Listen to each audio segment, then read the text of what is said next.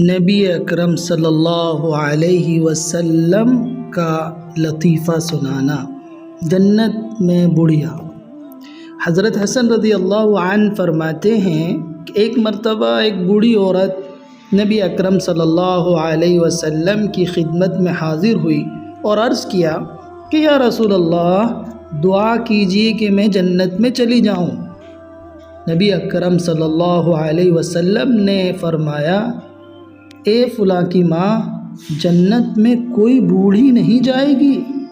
وہ عورت یہ سن کر رو پڑی اور جانے لگی۔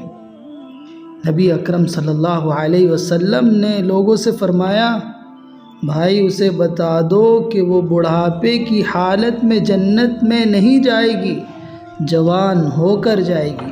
امام ترمذی نے اپنی کتاب شمائل ترمذی کے اندر صفحہ نمبر 20 پر اس واقعے کو نقل کیا ہے۔